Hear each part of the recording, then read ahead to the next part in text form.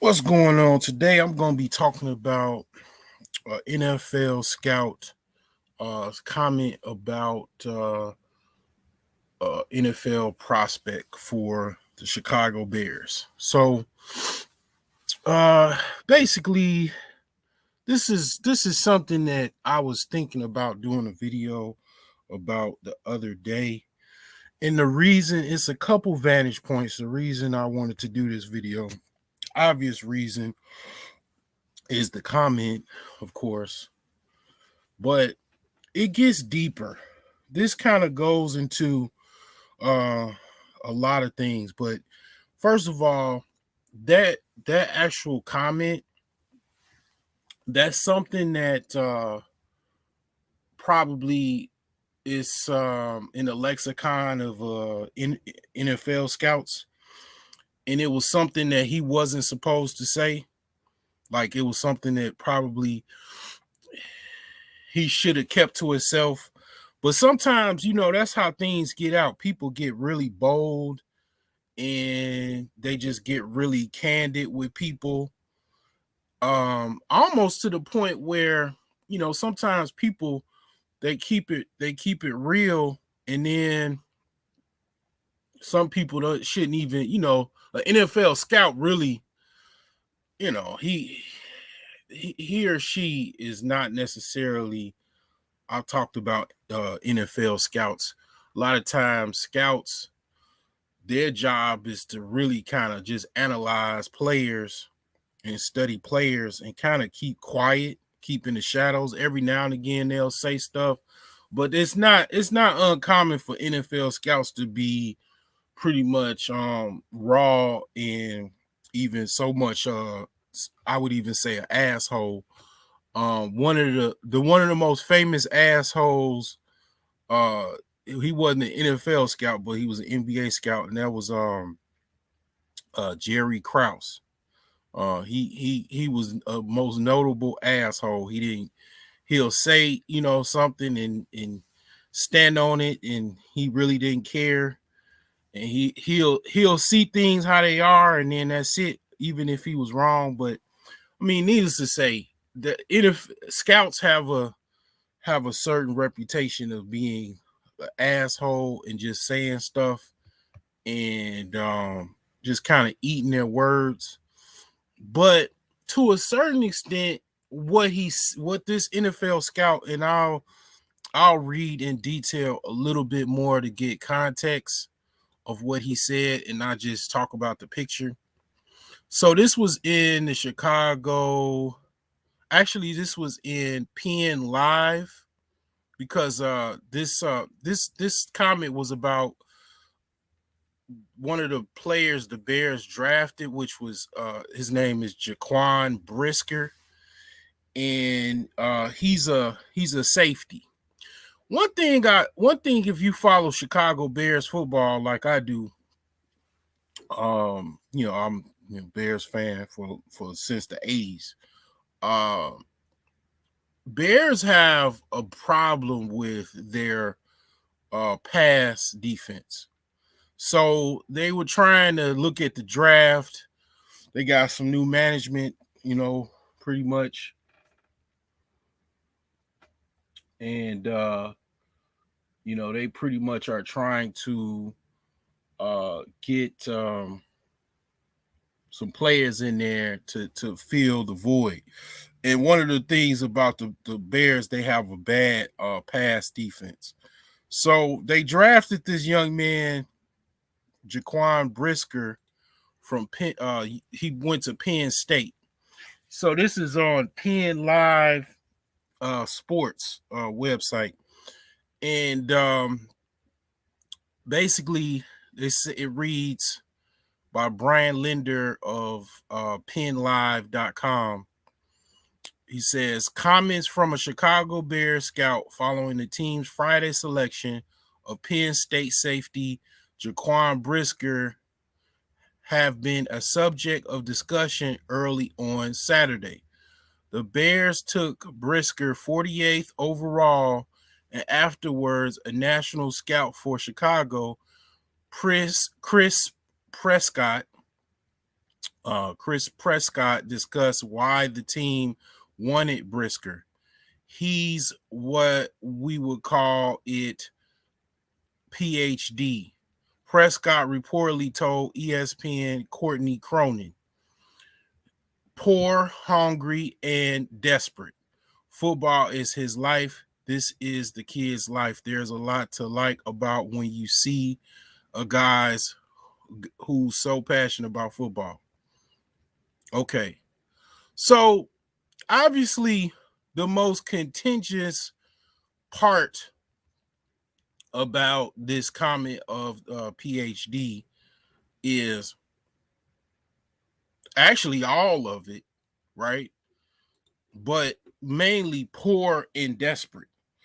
Other people will say, okay, yeah, the player is hungry. He's hungry for success. He wants to be the best. He's in the gym. He's eating right. He's running. He's conditioning. He's hungry for success, right? He's hungry to be the best player, right?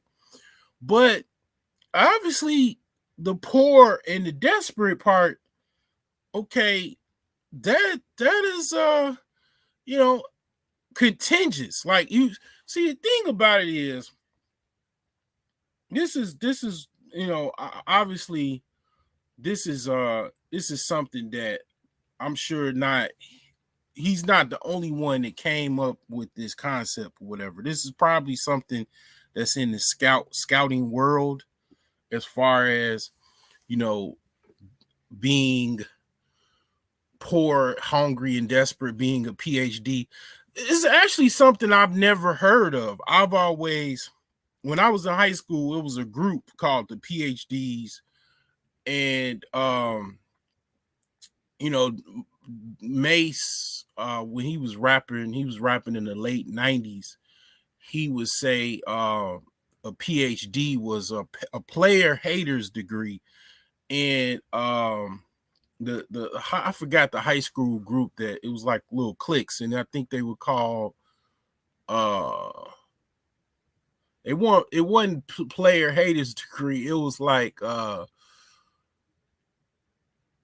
was like players something daily. I don't remember it, man, but basically it's a lot of different acronyms, right, for initials like PhD and all kind of other stuff, right?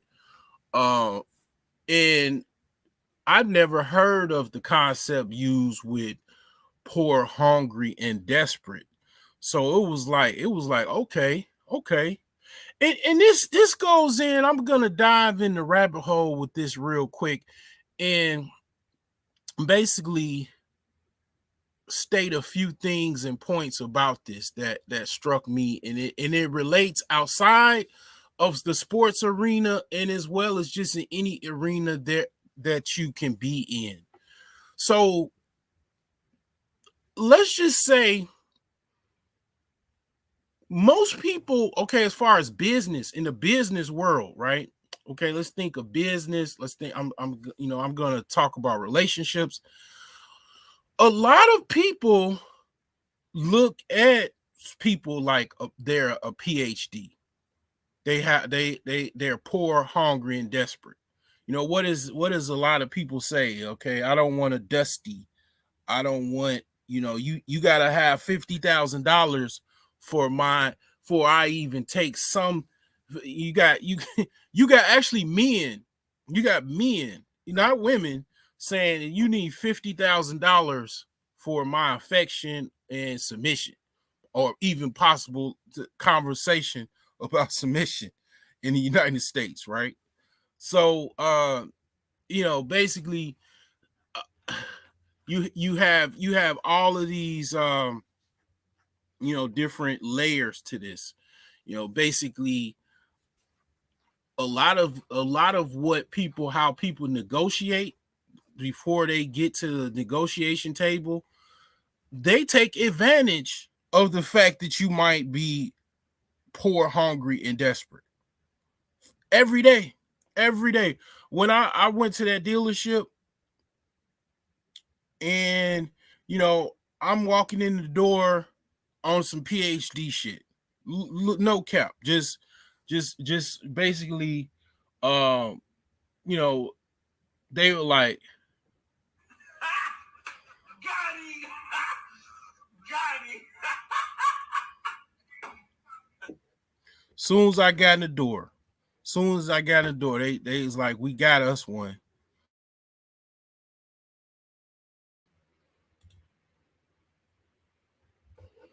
So it's like basically when you even start before you even start a job, you're not an NFL prospect in an NFL draft.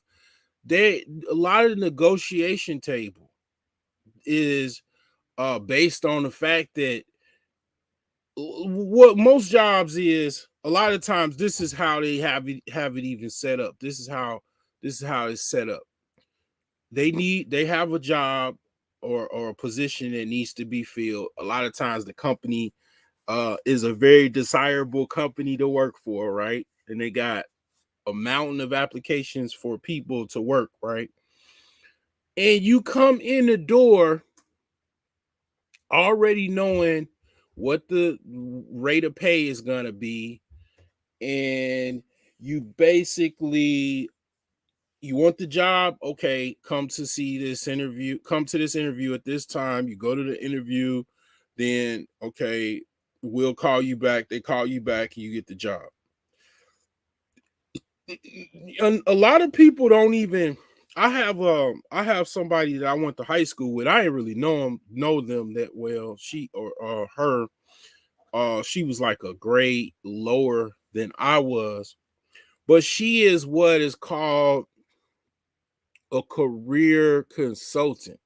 So she helps people get jobs. Basically, she helps the boost up their resume, kind of help them negotiate. She'll like talk to them and coach them along in the negotiation process for a particular career, right? you know and what she'll post will be like little stuff that she gets from HR. And what are those posts that I remember she posted was the fact that a HR representative was basically saying, okay, the job was willing to pay well over $85,000 a year. When I asked the applicant what they wanted, they said they only needed 55. The job was gonna pay the job had a ceiling of $85,000 that they would have paid pretty much, right? But because she only asked or he only asked for $85,000, I mean not 85 but $55,000, that's all they got. It's like basically going back to cars.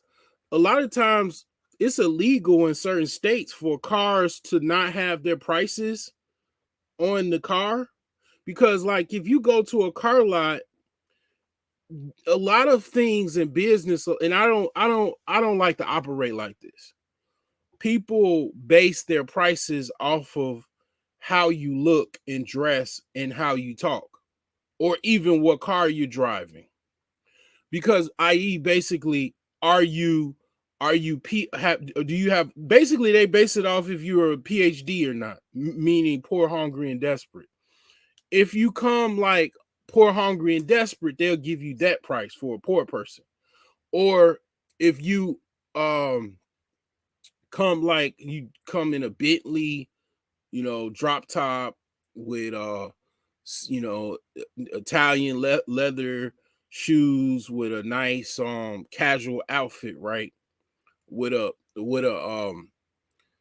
Rolex watch on.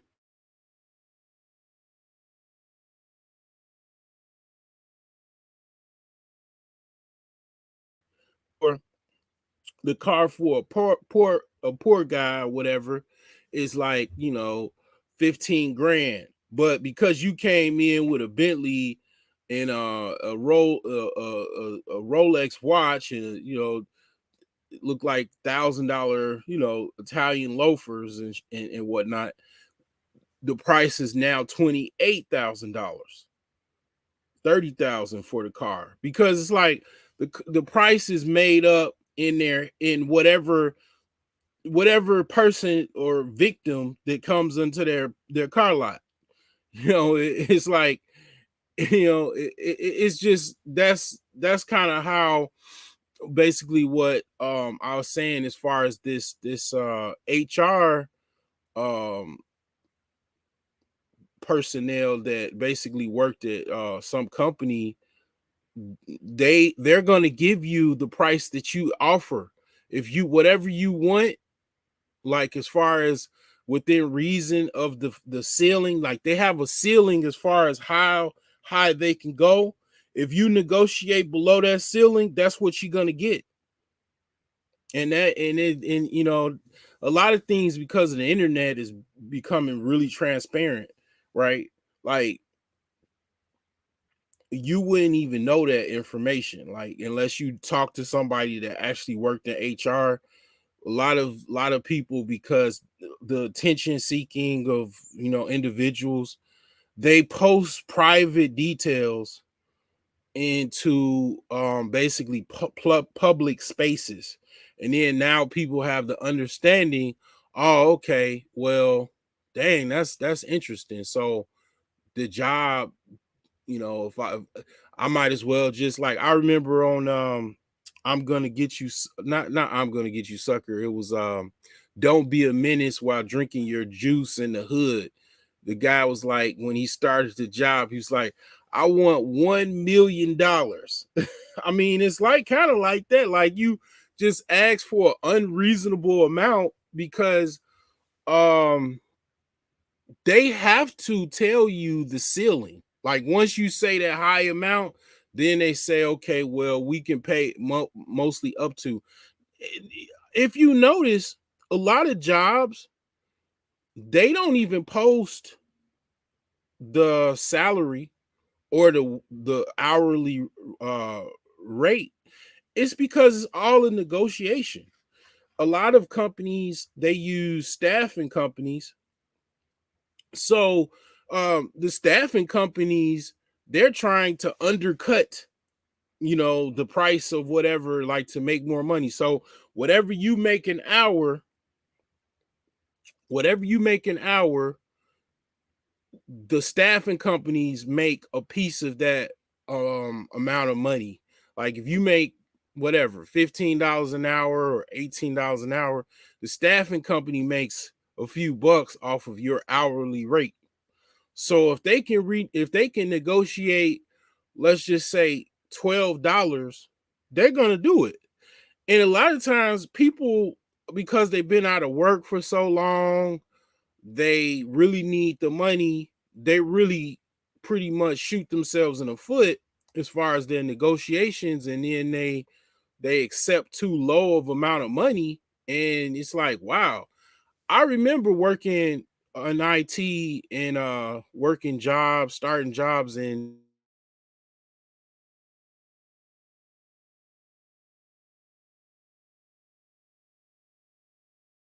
it's very, and another guy to make $17 an hour, and we all do the same job. Another guy make 18. That's why a lot of times people don't really want to talk about how much they make in their job.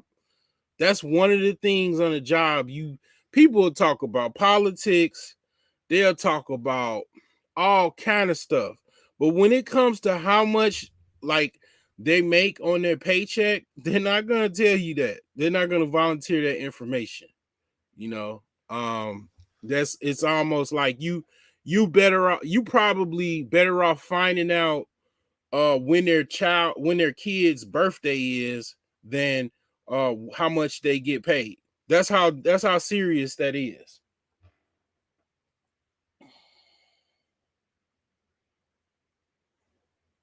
So um another thing, as far as this PhD being poor, hungry, and desperate, let's go into relationships. And then also I got a story about before I go into relationships. When I remember an IT job when I was looking for a job a long time ago, when I really exploited this situation as far as the amount of money that they are offering is even in some cases our lies. Like for example, in IT, and it might be other jobs too, they use Indian HR reps. Basically, they have Indians prospect for particular jobs to find applicants. So this one guy, he initially said the job only paid like $13 an hour. Yeah, it's like 13 bucks an hour. So at the time, I needed a job. I'm pretty much, yeah, I did need a job at that time, but I did have some income coming in, right? So I was like, oh, okay. I was willing to take it because I was looking for a job. Um, I was in between jobs at the time. And I pretty much this was during a time that I was going to college for programming, not programming, but it was like software development. Like I was going to school to be a full stack developer. And I was getting like a post 9/11 GI Bill that I was using. So I was in the military. And I was also getting income um from I don't know, some source. I don't even remember, but I was working another job or like doing side hustles or something like that. And then I was looking for a full-time job. So I was like, okay, yeah, I'll take it. I'll take $13 an hour. It really wasn't something I wanted to take, but I was willing to take it. So what I did was I initially said I think I filled out all of the forms and everything like that. And then um the guy was like, we're ready to go. And I think, yeah, I took the drug test, I took the background check and all of that. And I was already ready to go. I was ready to start. And you know what? I had the notion to say, you know what? I don't really like this pay rate. This pay rate, eh, this is this is not something I really like. I ain't gonna lie. $13 an hour is too low. You know, you know, I need at least $20 an hour. I need $20 an hour at the very least. And the guy was like, he's like, what? What? Well, we're ready to hire you. The client is ready for you to start. Uh, you know, I need you to. When can you start? I'm like, nah. You know what? I'm not. I don't like that pay rate.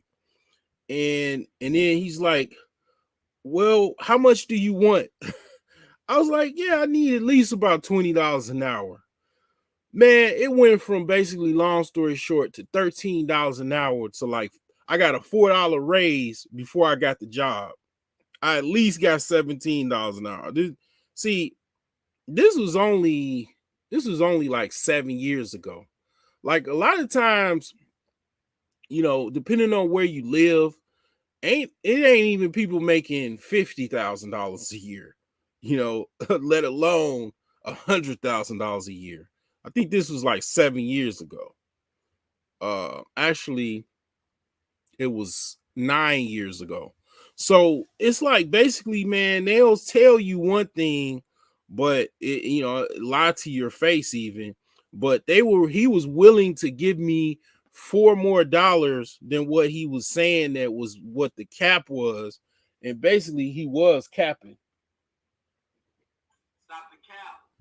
because he was basically saying it was only The highest amount was $13 what you could make. But what happened was his job was to deliver an employee, to start, the contract or whatever, and he had to deliver somebody to that new role, and he just basically he got caught in a particular situation where he needed to deliver. He didn't have anyone to deliver to that new role, so he was willing to basically kind of like the leverage went back to me because I was already ready to go. So that's just one of the ways why I played around with this thing that I remember. I actually did that I think one more time. But yeah, you'd be surprised, especially when it's a situation where they really need somebody. And one thing about IT, working in IT, that's a particular field that is not a lot of people to go around, because it's just particularly like a lot of times people already have a job. Like I've been working for one particular contract company for like 3 years. I don't have any room for any other job. A lot of IT guys, they'll get one job and that's it. That's one IT guy gone. He's not able to work any other jobs. And it's only so many people that are available to work and is qualified to work as well. So in any given time, it'll be an IT shortage. Right now it's an IT shortage. So yeah, it's like it's one of those things where, if they really need you, you can negotiate. Like for example, if you work in a factory, it's not that much room for negotiation. That's why people have unions and stuff like that. But yeah, that was just a little story sidebar. Another thing is relationships. A lot of people, um they talk about in the aspects of, I talked about this before. A lot of women, a lot of black women, um and I'll just say even women in general, but I'll have to say I'm mostly around black women. So a lot of my vantage points and stuff is based off of black women. But one thing a lot of women will say is, or black women will say, is they don't want basically a poor guy. They don't want a PhD, poor, hungry, and desperate. They don't want a dusty. But what they'll say is one thing, but what they'll actually do is go out and get that same dusty. One of the leading women or whatever, right? Toxic women on YouTube.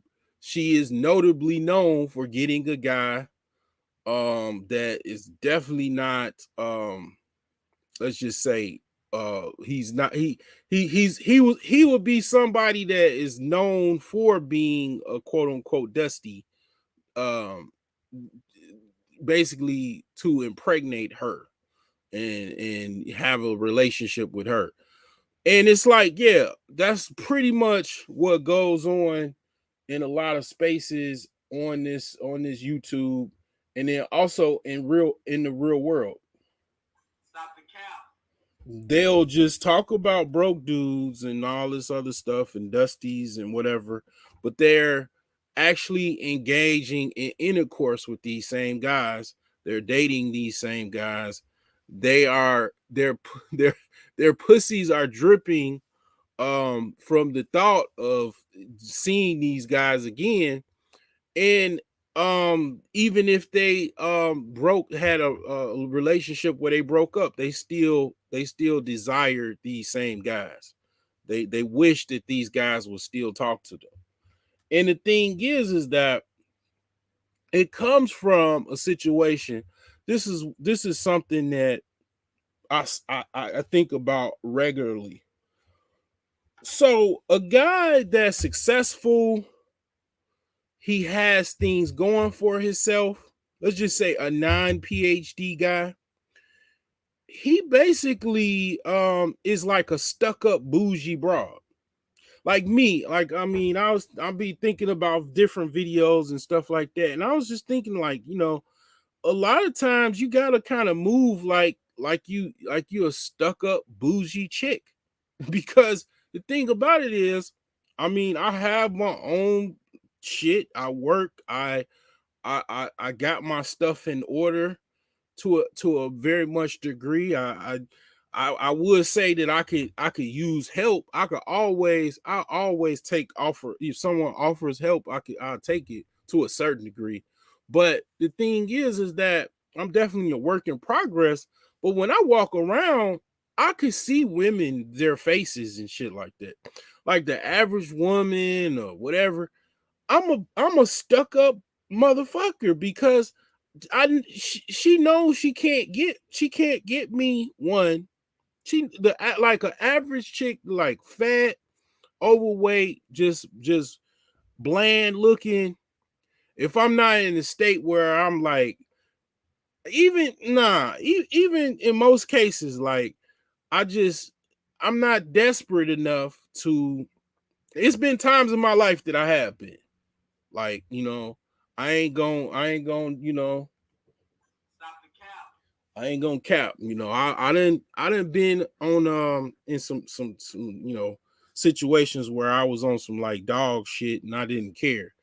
And the thing about it is, like, as far as actually trying, like, cause see, here's the thing. This is why I don't approach just random chicks, even though like I like, I don't mind having rolling in the hay, right? The reason why I don't do that is because, see, here's the idea or the concepts of why if you go talk, like if you go meet a chick in the street and approach her and then really try to take her out and kick it with her and shit like that, she's coming from the understanding that you really want and need her. Like you really want her.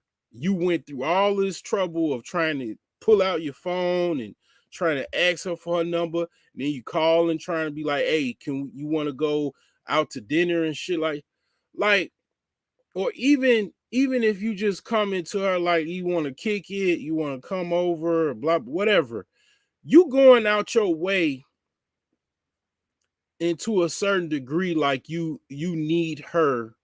It's a different concept if they're coming at you. If they coming at you, what, like they inboxing you or whatever, it's like basically they're coming like already showing interest, already to a certain degree thirsty. It's a different scenario. In that case, I'll take the pig on the blanket. It's already offered to me. I mean, you know what I'm saying? Like, I'm not gonna turn down no broad. This she making it very, very easy to, like, okay, she's literally walking into my graces. Like, some dudes don't have it like that or whatever, or might not even consider that. But I basically say, like, if a chick is like not really that desirable to me, and she's literally coming to me like she's messaging me on social media, or contacting me, whatever, Twitter, Instagram, whatever sources that I'm available at, even YouTube, I'm not gonna turn that down. I mean, depending on what's going on during that time. But actually going out, really trying to meet women, or really try, like for example, I have friends that they want some, super dog type stuff. They were just trying to get any chick they want, that they could get. And some of the chicks, look like swamp donkeys, and they didn't care.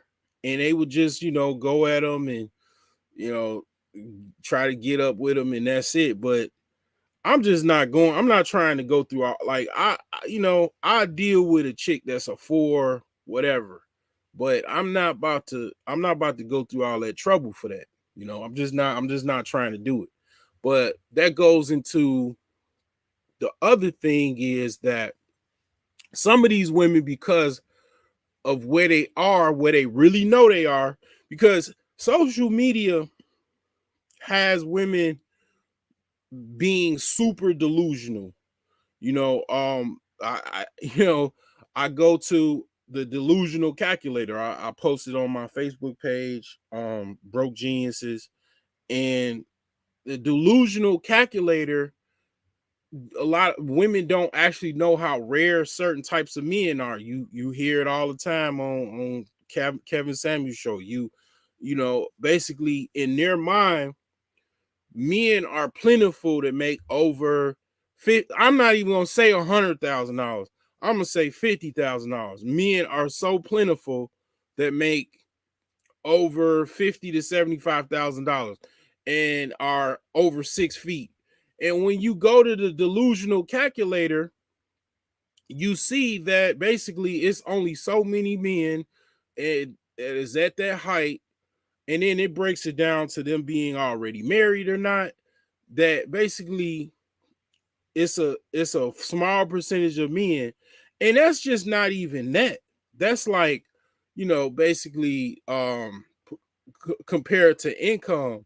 When you break down people that are actually like financially successful and doing really well and everything like that, like a lot of women can't really get those guys. I talked about that before. They can't get, like, even me. Like, I'm, shout out to Ike. I ain't gonna even try to say his last name. But the like basically kind of white albino Nigerian guy, smart engineer. I call him Rich Genius. Like, they know they can't get the Rich Genius. No. But they can't even get no broke genius. Because the thing about it is, like, I mean, I ain't broke, but the thing is that I ain't rich either. I ain't rich. So uh, I mean, I'll just say that I'll just say that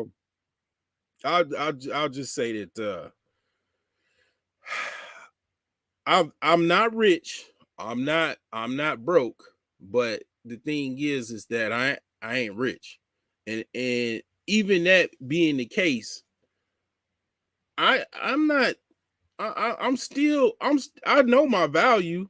Like, sometimes I forget it. Like, I might be going through some shit, trying to fix my house, or my job is sucks because I gotta go every day in the office, and I'm just like, just not really didn't have a good day.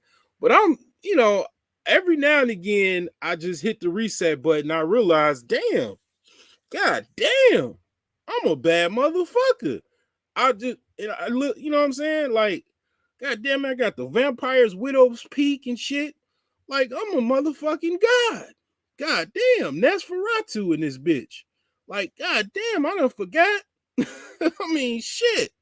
Like, and then it's like, you break down the height, and then the muscular attributes, depending on what I ate the other day or last week, and you know, being able to, what I'm saying, sexually please women and all this other shit. Like, you just break out all this shit, you see how valuable you are.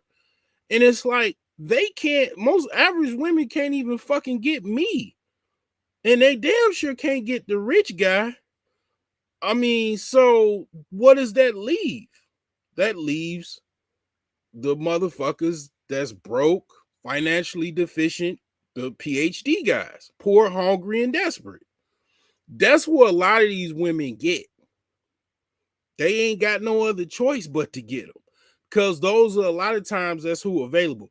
A lot of guys have the aspect where they look at women that, let's just say, might be ghetto, which is, a lot of women are really ghetto. I mean, because especially like black women, let's just face it. Like at the end of the day, black people in mass only really started making money. I literally seen it. Like I seen it with my own eyes. Like they started to really in mass make a lot of money in the 80s. In the 80s and 90s is when like black people's, because of a lot of shit, just laws and stuff like that. Even still, they discriminate, mortgage loan interest and all this other stuff. You hear about it, right? Job discrimination, employment discrimination, all this discrimination, right? But black people in mass really started to make headway in the 80s. So a lot of people, basically came from that. Like I say, most black people that have become a millionaire, like in like my video I'm gonna do later today, will be a rags to riches story.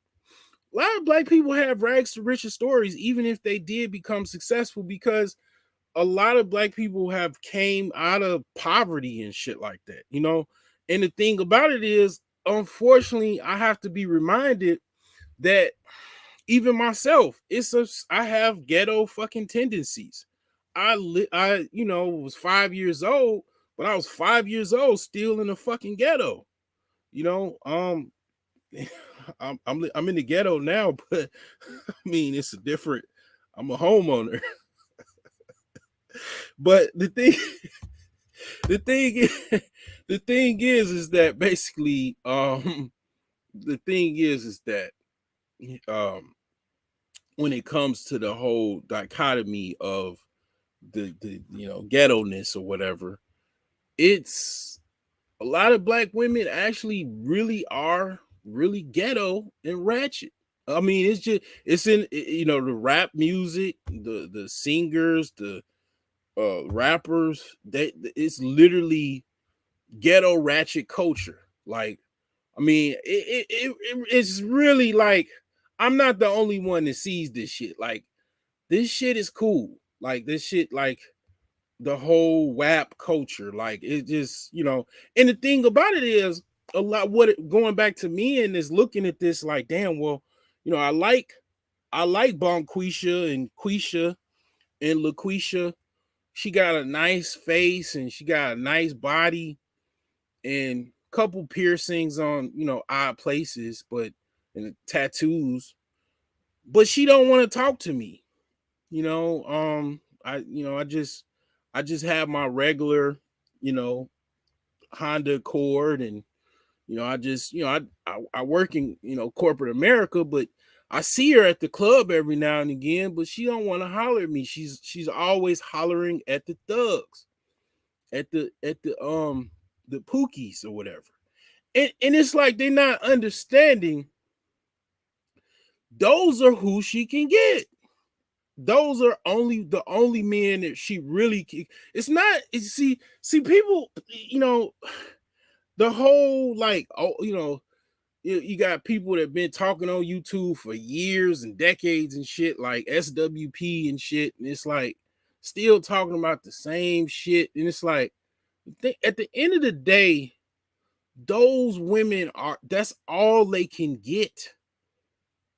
You looking at them when they probably were doing well, like they got a job, they probably work around you, work in the same or different department, they might even work at your job, but that's how they dress, that's who they get, because when they were broke as fuck, those were the only guys that was fucking with them. You don't get it. Like those are only fucking dudes that they can get, because those are the dudes that'll tolerate their mouth. Those are the dudes that'll tolerate them not fucking being able to cook, clean, go work out, tolerate all of the foolishness that they do. That's all they can get. It's either them and then they looking at you like you're whatever, a regular simp, nice guy, whatever. But it's not that. It's because you're going to be an oddball in their fuckery, basically, of how they live their life. Like basically their strag life and you don't mix, because you definitely, the average person is gonna say, even if they're just Joe Blow lame, right? Joe Lame. Let's just say Joe Lame just got a regular job. He's moving up to, his departments or whatever at his job or business or whatever. And he's gonna say something. Even Joe Regular, not Bob, the ruffian that works at a construction company. He's definitely gonna say something to Bob the trucker when he comes home and he sees his, house is fucked up, it's not clean, it's no food ready. She knows he's coming in. Like, even Joe the lame or whatever is gonna say, "Hey, what's wrong? Or I don't see any food cooked. The house is a mess. Or are you?" And she goes, "What you mean? What I'll start arguing and shit like that." And it's like she's not gonna really get that much pushback from from let's just call him Lamar. She's not gonna get any pushback from Lamar, because Lamar knows that he can hit it good, and she's gonna give him the keys every now and again while she's at work, or on the weekend when he gotta go to the studio with the fellas.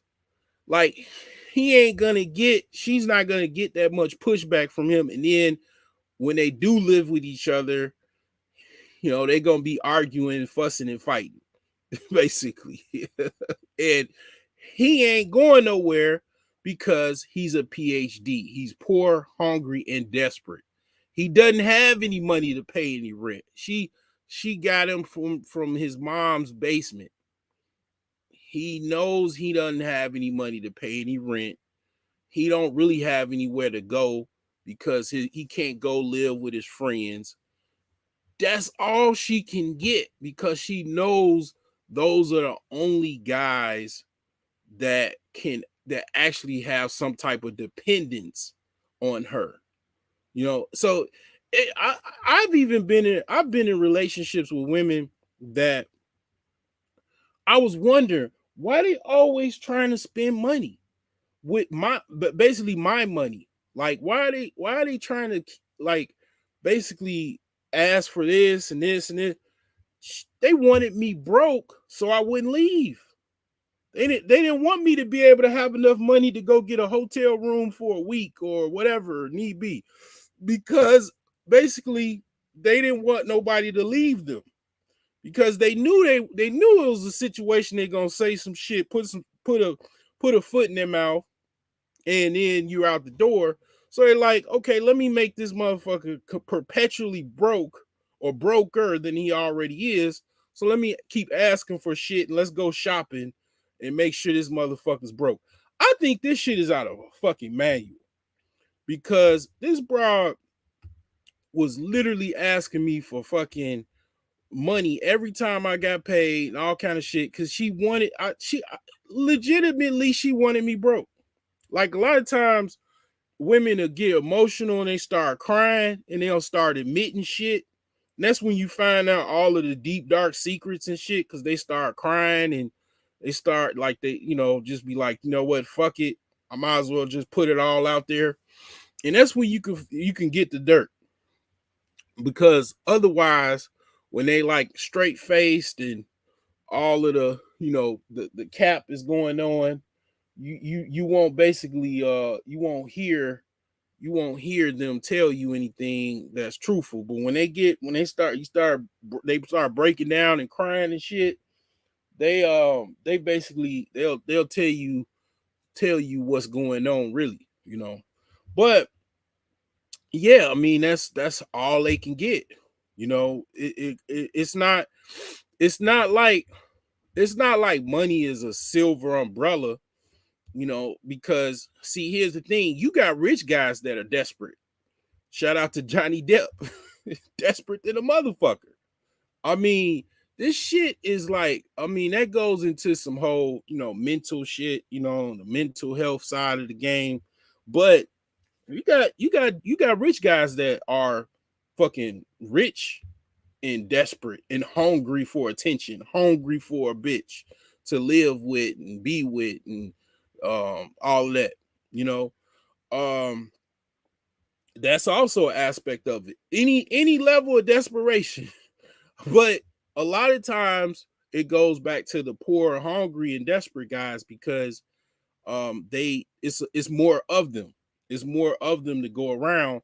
And it's guys that's gonna listen into this and it's gonna be mad as hell. Another video of Broke Genius talking about how now now I'm a PhD. Because basically, yeah, man. You know, that's when you have money and you know how to use it and you know the value of it, you're no longer poor, hungry, and desperate. You can't, like, you got leverage. You got leverage in negotiation. This is all about leverage and negotiations. This guy basically, this scout, this NFL, the Bear scout, he's looking for poor, hungry, and desperate, talent. Because when all of the dust settles and after the photo ops, the backroom negotiations start. And I played football in the Navy, so I look like a motherfucker that played football. Yeah, I did play football. So the backroom negotiations start to happen. They already know you a PhD. They know your mama is missing a limb and she's on a wheelchair, and she's got a managed care provider to come see her once a week or twice a week in a project in Mississippi.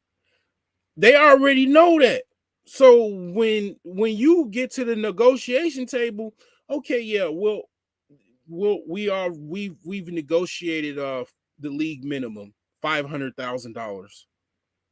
You know, yeah, that's all we can offer for now. We're at cap. Stop the cap. And that's because they already know you PhD. And they know it's NFL is super competitive. Even the fact that there's a lot of players to field, it's super competitive.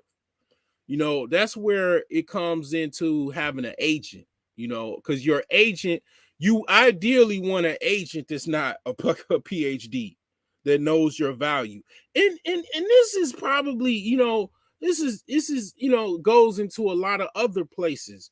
Like, really, you should even have it's ideal for a man to have an agent, like a friend that's like an agent, like somebody be like, hey, nah, man, don't let her do this and that. And this is that, I've been an agent for my friends. My friend's been an agent for me. Nah, man. Like, I remember when I got my house, like, one of my friends, man, he was like, because I was explaining why I bought my house and how far away it is and shit to my ex-wife. He was like, "No, don't say nothing. Ain't nothing to be said. Don't even." He was like, he waved his hand like, "Nah, don't say nothing." And it really, man, that was like, if he wasn't there, I would have got into my emotions. I would have got back to being on some PhD shit and arguing. Got into an argument and shit like that. And it's like, at that point, I don't know, I might have forgot that this woman is crazy. You can't argue with a crazy person. And it's like, yeah, I would have probably, if he wasn't there to say, hey, no, nah, man, don't say nothing. Nah.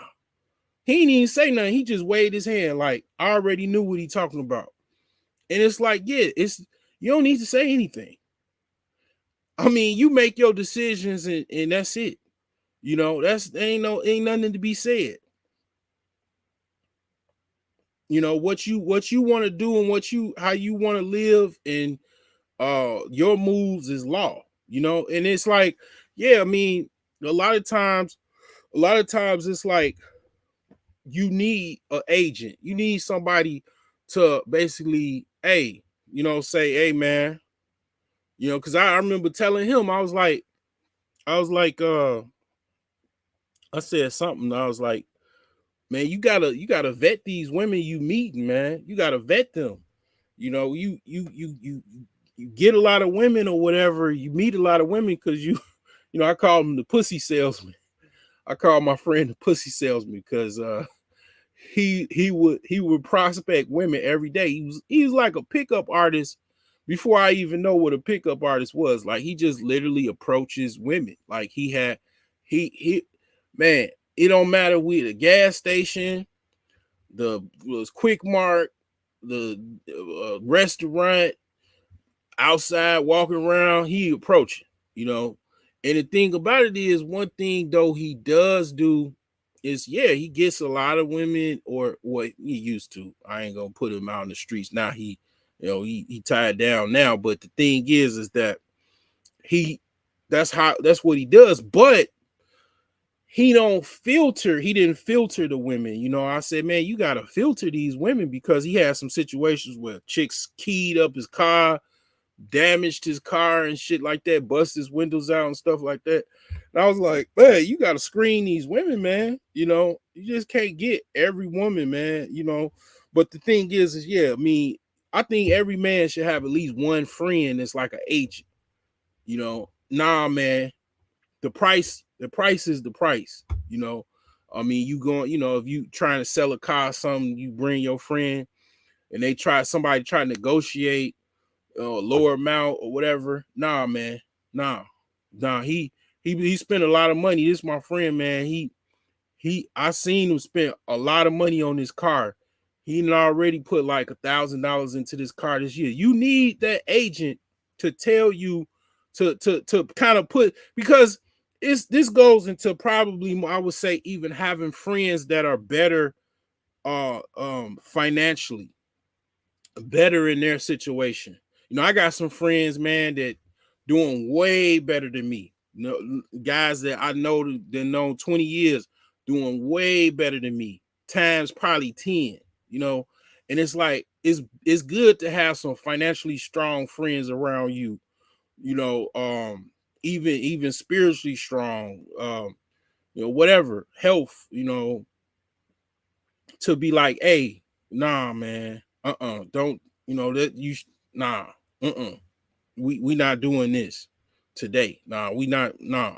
You know what I'm saying? Because it's like if you got yes men and yes women around you, they gonna have you take anything. A lot of time I'll be honest, like, after my sister died, or even after anybody died, you do like a audit, you know, of who these people were around. And when I really thought about it, I'm like, after everything is said and done, the friends that she had around her, damn near all of them, ain't really worth a damn. They just regular motherfuckers that just go along to get along. Like, I mean, they're not really fucking doing anything major. Just regular motherfuckers, like to go drink, like to eat. Like, I mean, I don't know. I mean, I guess that's okay, but it's like I could see how motherfucking she died, because it's like you being around people that's just fucking just regular as fuck, and drinking and shit like that. It's like that shit. I mean, I don't know, man. All I can say is when a person die and you see who they is hanging around, you can fucking see why the fuck they died. I mean, I ain't gonna say like we all, pretty much are in a crash course that ain't nobody gonna escape or whatever. But the thing is that, I start to look at that, like, you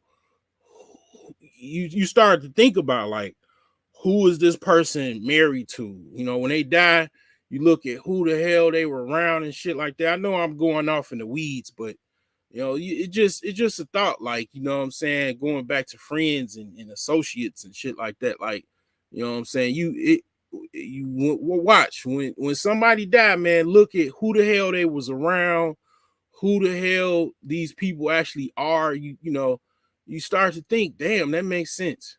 I mean, this person had really nobody to really intervene into their life and just try to, help them out or guide them a certain way. Like, and then sometimes people just, that's who they want to hang around. Like, people hang around. A lot of times people are intimidated by other people as well, and they don't want to be friends with them because they're intimidated. They only want to, some people don't even only want to be friends with people that are just as fucked up as they are, because they don't want to get any type of you should do this and this. They don't want that person. Sometimes people don't want that person to say you should do this and this, because some people, a lot of times people like to argue. It's like, I know it all, I know already, and shit like that. Like, they don't want to hang around people to give them a dissertation and a fucking a damn a lecture every time they're around them. And I get it, but them sometimes them be the best people that help you get yourself in order and shit. But this puppy is cooked.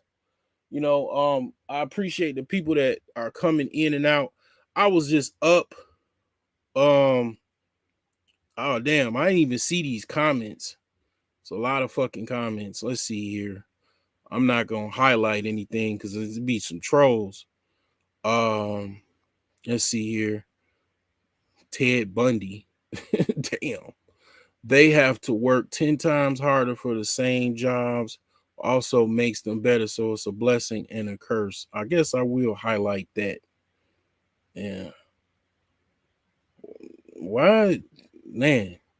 Why did you got like your name was serial killer, man? And the face, I believe that is the face of Ted Bundy too. They can have the baddies. I'll take the shy church girls all day.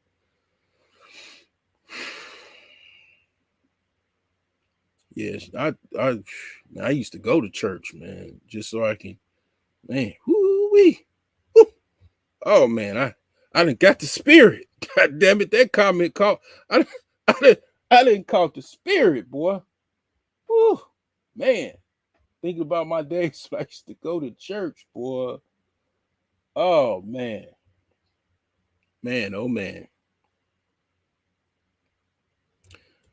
I ain't even really see these comments. It normally highlights the comments, but for some reason it didn't. Or I do like, and I did carry a crowbar and take whichever one. I don't know what that was about. But yeah.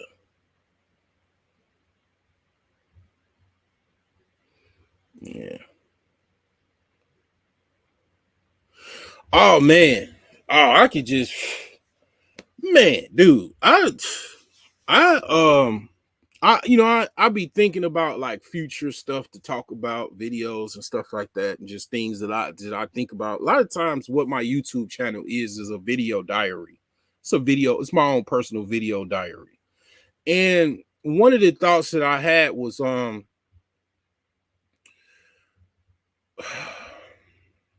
basically in this country, and this is actually a recent thought, because I'm thinking like, okay, damn, marriage and shit like that, or whatever, the possibilities of marriage and all of this other stuff, right?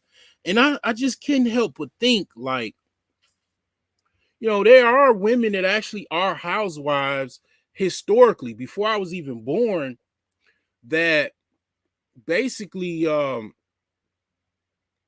it's a few people that are known to have like had sex with housewives, and they basically were, this was before there were birth control. This was before birth control. This was before a lot of people even were using condoms regularly. And then, yeah, it wasn't a lot of diseases back then as well. So, yeah, it's a few people that if the older people know about it. A lot of the younger people don't really think about it or have a clue, but they used to deliver ice. Okay, they used to deliver ice. The Ice Man was known for banging housewives across America. It's children that were born that didn't really look like the father. Some of the neighbors probably knew because you got other housewives that probably weren't cheating, but they would see the men going in and out or going. They would have the side door and the back door. They would hear about from the other, like, rumors and stuff in the neighborhood of basically the Iceman coming in the back door, literally and figurative and actually, and coming to go see this lonely housewife. I mean, let's just fake, like, let's keep it real. You know, there's actually was a hit show on ABC called Desperate Housewives. I believe that's what it's called. I mean, that was a hit show for like seasons. I think it went on for like 3 or 4 or 5 seasons. They wouldn't make a hit show like that if it wasn't actually going on. And that wasn't that too long ago. Okay, the Iceman, the Mailman, okay, the Milkman, and of course, now you got the pool boy and all this other stuff. And it's like, yeah, these guys, whoever visit the handyman, I'm a handyman, but I ain't fucking nobody wife. I've never, like, see, the thing about me is, and this is why I was thinking about marriage, like in my family, both sides, marriage is very, very much a tradition. So I respect that tradition. I don't care if a woman is fine as fuck. I'm talking about 9, 10, whatever, 8, big ass, big titties. She got a ring going. I'ma look. I'm like, God damn, this bitch so fucking fine. But I'm gonna motherfucking turn my head, and I'm a my I've man, I even say my nature will probably rise a little bit, but I'm gonna get myself together and I'm gonna walk the fuck off, and then that's it. Because this woman is married. You know, I don't fuck with married women. Like, I don't pursue married women like that. I ain't gonna say I haven't fucked a couple in my day, but the thing is that I don't pursue no married women because, see, here's a couple things of it. I try to avoid getting murdered. I'm from Chicago. Okay. I did good for the day if I didn't get shot. Okay. I did really good.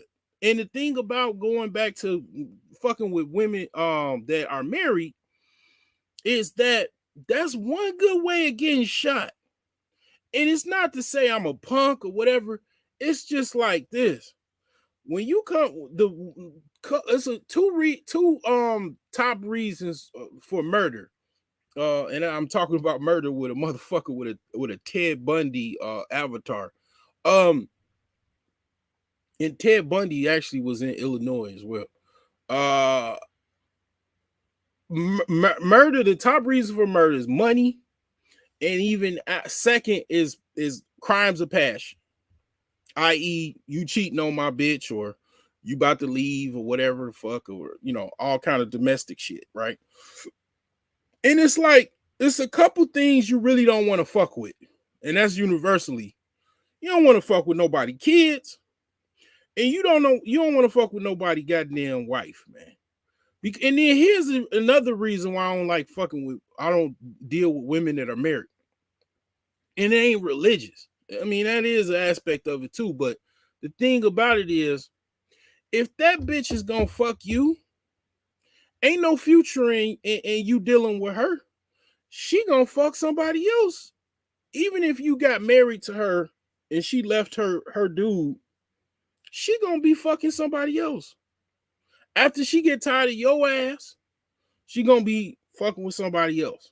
on it's just how it is. If that's what you want, because a lot of times a guy want exclusive. He wants exclusivity, and he wants his ideal situation is for a guy to have exclusivity and his woman to just be waiting on him, which I ain't, it's cool. I ain't knocking nobody. But the thing is that when it comes to that, when it comes to women that are married, I don't fuck with them. But I'm not everybody else. You got some savage cavemen, dog motherfuckers walking this motherfucker, man. I mean, hey, that nature is says something different. Nature says fuck your ring. Biology says fuck your ring and your marriage. Let me go ahead and plow through this and put my DNA in this motherfucker. And then, what I'm saying? That's what nature says. But the thing is that, yeah, the pool boy, the landscaper, the handyman been, it's a reason why he's called a handyman. If your woman is got, she, this is the other downside. Like it's the downside of also if you do find a woman to be a housewife. I was thinking, this is what I was thinking. I was like, well, I get married. It's a chance that another motherfucker nut is gonna be in my bitch. It's like that idea is just, it's not the worst. It's not the worst, like as far as in my idea, as far as because it's women that have done a lot worse than had just another nigga's nut in their pussy. It's women that have set dudes up to get killed, set dudes up to go to jail. In my opinion, that's worse. Call the police or whatever. That's worse, but and there's a lot of things I say is worse. But the thing is yeah, the idea of my particular situation, like, if I had got married and a woman cheated on me or was cheating on me regularly or whatever, with she was a stay-at-home wife and getting banged by whoever, that shit, that shit is kind of becoming more common nowadays.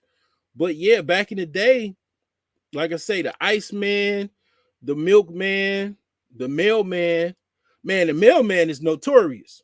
The mailman is undefeated. And then here's the thing about the mailman.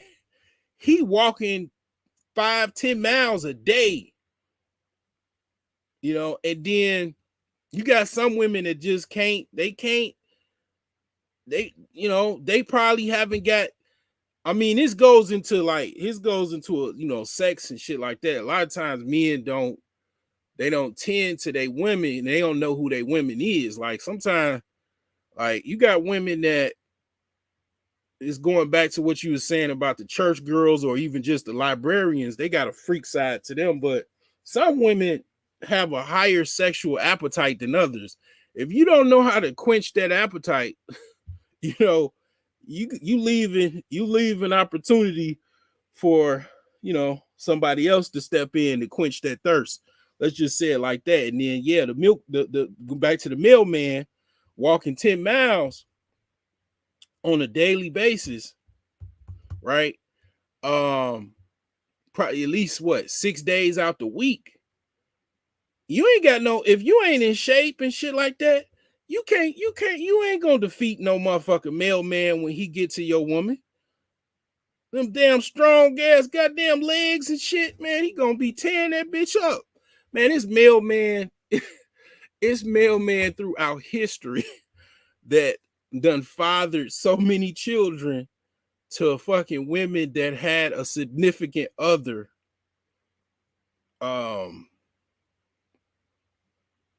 that the guy didn't even know that was not his child.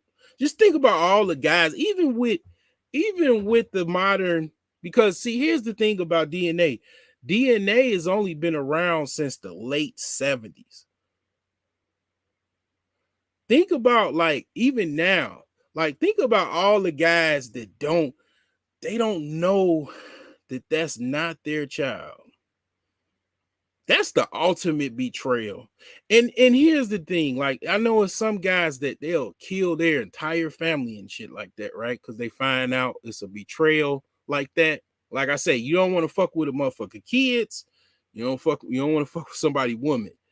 And they mama and shit like that too. But daddy, you do not that's like the ultimate, like that gotta make a motherfucker stomach hurt. And this goes into why men be like, I can cheat, but you cheat, you bringing home a baby and shit like that. That's the you bring it like because women don't have no control when it comes to cheating or sex. Men can control their dominance, their sexual dominance to a certain degree. Not all men. Some men, they really can't control themselves. And then you got some women that you dive in and goddamn it, it's heaven on earth. And then you got some women, it's like, it was good. So I mean, it's kind of hard getting out of heaven and then being like, God damn, man, you done took your heaven away from me. But and then just be like, and just walk off like, some niggas be like, man, shit, you gonna stay right here, motherfucker. Be hiding in the bushes and going popping up at your job and shit. Like some dudes can't handle certain things, but Yeah. Beta. but the thing is that this is that definitely is something that I've definitely thought about. Like I think about all of the children that you got a family of 4 or 5, and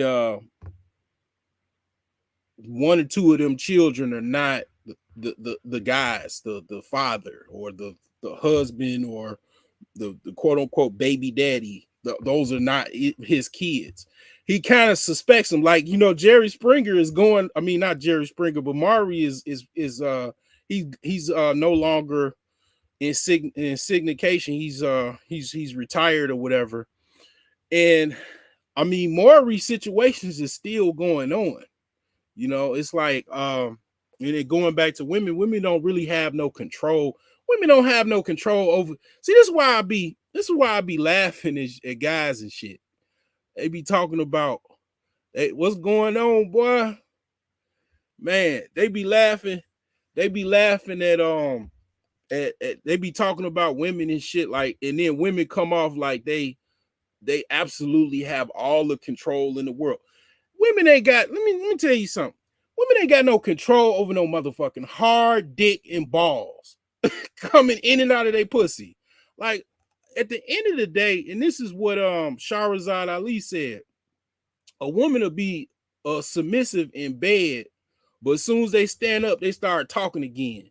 That's why a lot of times, I ain't gonna lie, like a lot of times when your bro be talking and shit, arguing, man, she really just saying she wants some more dick. In a lot of times that's how guys control like shit. But that's man, the thing at the end of the day, man, I'll be laughing at women like, yeah, you saying that shit now, but I know and this kind of goes into the whole other spectrum, and it goes into the R word, because guys know that they're dominant and shit like that. We just will be quiet and play like we're just whatever. We just so lame and so corny and this, that, and the third. And it's like at the end of the day, I mean, we most men watch porn and shit like that. We know your most submissive point. The submission is undefeated with a dick in your pussy. With one good one. Submission is undefeated. And that's why we know, yeah, all women are capable of submission. You know what I'm saying? Like, but it's like at the end of the day, it's a lot of just talk. It's a lot of talk. A lot of the women that really are talking, like talking cash shit, they're not getting no they're not getting that punishment they need. Message.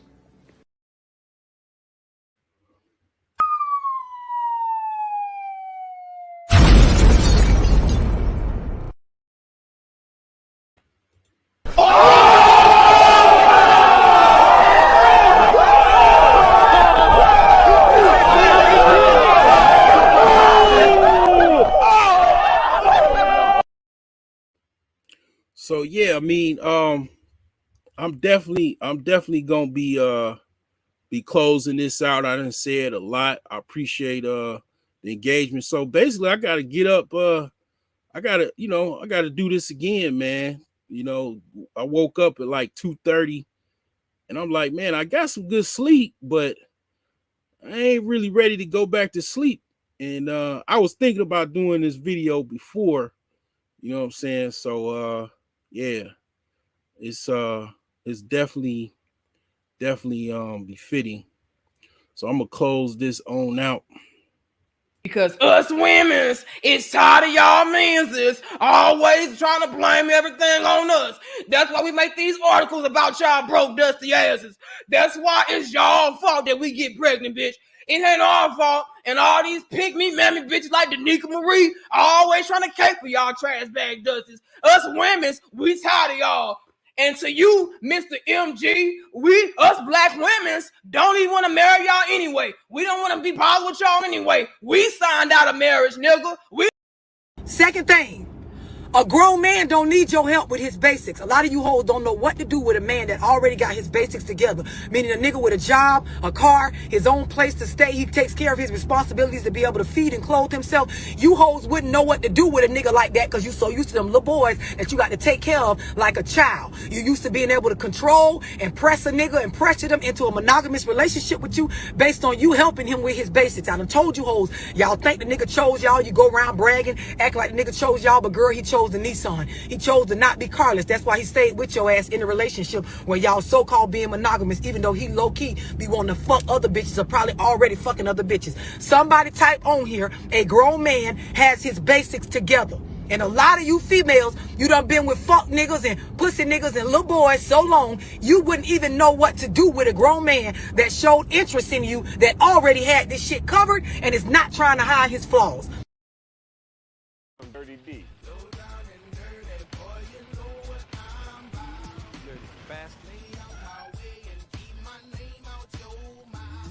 That's Dirty D. The dirtiest dude around. He handles all of corporate America's dirty work.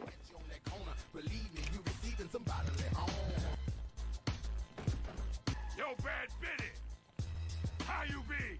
I'm bad, Dirty D. You're still dirty, I can see. Let's deal, baby. The shit's chess, it ain't checkers.